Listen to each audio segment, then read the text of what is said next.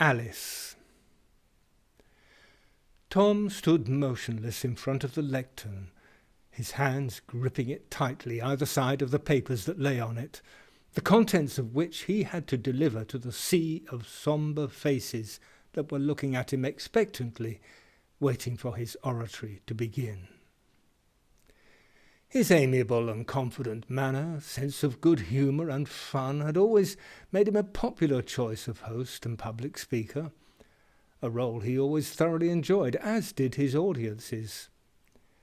But today was different. Today he had to carry out one last request for Alice, his dearest friend ever, and read the eulogy at her funeral. He looked again at the papers in front of him and swallowed hard to try and remove the lump of concrete that had lodged itself in the back of his throat, but it refused to disappear. He could delay no longer, and from somewhere he had to find the courage to speak. Staring at the neat, round handwriting that he recognized so well as Alice's, he couldn't believe how a cheeky little smile managed to escape, and he knew that Alice was there with him. The last few days had seen him practice the next few minutes 1,000 times over, but now he had to do it for real. No restarts when he couldn't get past the tears, or that damned immovable piece of concrete that seemed now to have increased in size, making the ability to swallow totally impossible. "Hello," he said shakily, and decided first to introduce himself, for there were many in the attendance that would have no idea who he was. "I'm Tom," he said. "Alice was my closest and dearest friend for many years, and some considerable time ago she told me that she had written her own final farewell, and, assuming that I would still be here to do so, made me promise to read it on her behalf. Those of you who knew Alice would know that to refuse this request was not an option, and my fears of trepidation at such a task were squashed without a second thought. So I will do my best." Clearing his throat yet again, he took another deep breath and looked down at the words that were waiting to be read. "First of all," Alice had written, "I would like to thank anyone who has spared the time to come here today, because I know you all have busy lives with families, careers, and 1,001 better things to do." Tom paused and looked up. When Alice had written this, she'd said to him, "I don't expect there will be many turn up when my time comes. After all, I have no family, but there may be a few friends who will spare the time." She had never ever realized the impact she had made on anyone's life she touched, and would have been amazed, thought Tom, to see the little country church full to bursting, with people standing pressed against the walls to make more space, and even more spilling out into the churchyard, all of whom had come to pay their personal tribute to Alice. Tom recommenced, and it seemed to be getting easier. Even now Alice was there for him, and somehow giving him the inner strength he needed. "I was born on the 24th of December, he read. And for those of you obsessed with the importance of age, the year was 1935. Myself, I've always thought of birthdays as just God's way of having some sort of stock control system in place, so that he could keep a check on our time here in this life before he asked us to join him in the next part of what I believe to be a wonderful journey." Tom paused and looked up to see knowing smiles looking back at him from the faces below. Alice could never tolerate people who formed their whole opinion of others based on their age. She used to refer to them as narrow-minded fools who had no idea of how to grasp the joy of life and enjoy all it had to offer to the full. It was people that were the important key to it all. People of all ages, walks of life, colour, creed or religion shouldn't matter. Talk to them, Talk to them all. Listen to them. Laugh with them. Cry with them. Share their hopes, their dreams, fears and sorrows. And above all, be yourself. Don't let age lock you into a narrow-minded cell, she would say. The congregation gathered proved the point only too well. The young, middle-aged and old were all here today for her. She had never been any age to any of them at all. She had just simply been Alice. Tom read on. I had loving parents who provided the best upbringing they could. I was an only child and desperately wanted brothers and sisters, but it wasn't to be. My dear father was my best friend. My mother was my best critic, always spurring me on to do better. And my grandma, my true fairy godmother, who always managed to put things in perspective for me when all else failed. My school days were completely insignificant and I disliked them intensely. I was shy, lacking in confidence, and it was with great joy that I walked out of the school gates for the final time. But my hopes that stepping into the outside world would suddenly change things for me were soon dashed. It didn't take long to realize that unless I found some sort of self-belief and confidence in myself, the rest of my life would be spent in fear and dread of just about everything.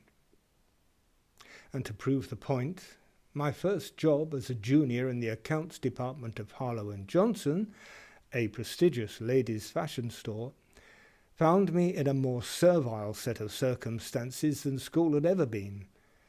How I hated that job, and how I feared Beryl, my supervisor, who was nothing less than a Rottweiler in a grey suit.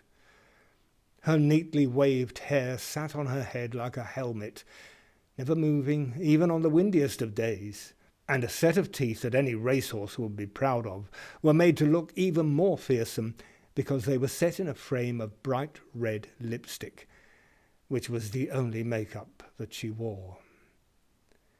In fact, she left such an impression on me that I've always lived in total terror of absolutely anyone called Beryl. Over the years, Alice had spoken to many a young person about these times and her own inadequacies when she was young. She often found a friend's son or daughter on her doorstep as they struggled to cope with all the same problems that growing up brings, because they found it so very easy to talk to her rather than their parents. But that was Alice, and maturity had enabled her to talk about most things, not only with compassion and understanding, but also with great humour. And it was the humour that was her inexplicable gift, in being able to talk to people, especially the young, and enable them to see the sense in their parents' wishes, who after all had nothing more than their best interests at heart. These chats would usually end with a certain amount of laughter, and she would always say that despite her great sadness at the loss of her father, she was always helped in the knowledge that she had without doubt inherited his joy of life and his wonderful humour. Just as well, she would say. After all, he had no money to leave, but he also left me his ears, nose and dreadful feet, none of which I have ever forgiven him for. But the humour, well, that has without doubt been a priceless gift.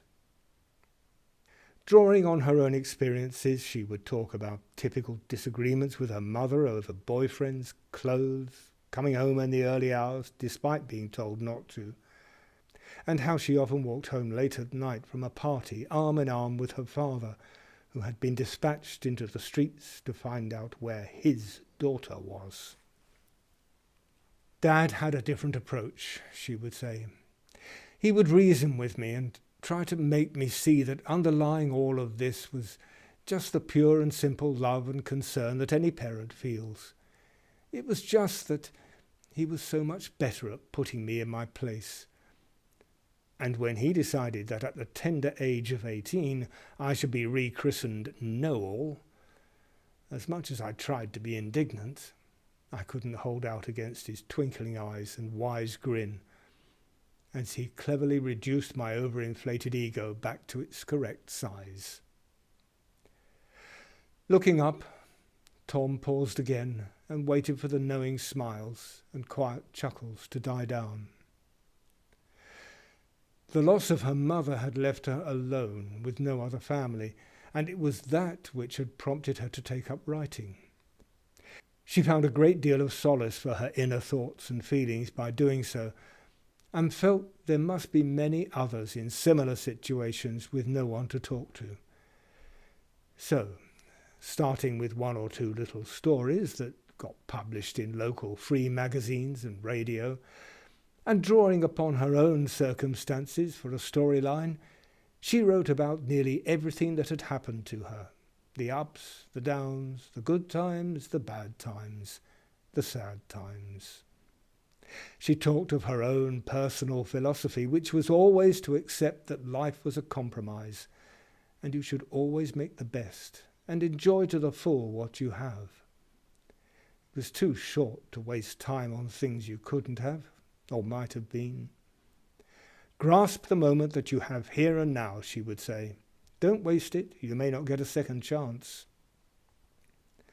From the stories came best-selling books, always fictional, but packed with reality, and she became famous worldwide, and a much read and respected author by people in all walks of life. Alice had never had children of her own.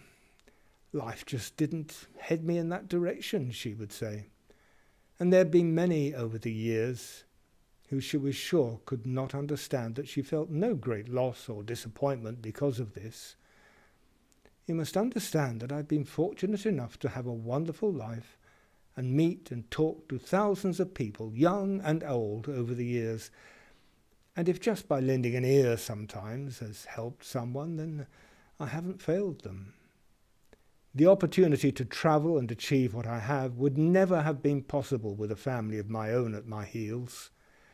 So I took the deck of cards fate offered me and dealt them the best way I could, and gathered an enormous adopted family of my own on the way. And I could never express to you all what your kindness and love has meant to me. My father always used to say to me when I complained about coming from a small family and being an only child, that I shouldn't worry about it, because true and loyal friends you could choose, but family you were quite often stuck with. Finally, Tom found himself looking down at the last sheet of paper, the blank space under the last paragraph confirming that he had reached the end. And he secretly heaved a sigh of relief that he had managed to do this for Alice without a hitch. There was silence as he looked up, and at that very moment a shaft of bright light came through the pretty little stained glass window, and a laser beam of sun shone on the beautiful sheaf of red roses that sat on top of Alice's little coffin. It was almost as if she was saying, "Thank you, Tom. Well done." And quietly he returned to his seat. It only now remained for the vicar to conclude the proceedings in the usual manner. Tom watched in silence as the church doors opened, and two natural lines of people formed to slowly follow Alice on the last part of her journey. But was it? As they walked outside, the two lines naturally spread out, and as Tom looked on, he likened it to one of those gardening programs where clever photography allows us to watch a small new flower bud burst majestically into full bloom. And as he looked around, he suddenly felt that this was not Alice's final journey at all. Just as the flower bud opens its petals, she had unselfishly opened her heart to so many of these people here today at some time or another. This was not the end. This was only the beginning of Alice's legacy. They would all leave today with a little bit of Alice which would stay with them forever. And many of them would pass it on to their children and their children's children without even realizing it. Alice was just like the flower in full bloom, and they were the pollinating bees making ready to move on and perpetuate life. No, Alice was not gone. She was everywhere, and she had left a little piece of herself in all of them. A story, love, compassion, kindness, and loyal friendship, but most of all, a smile.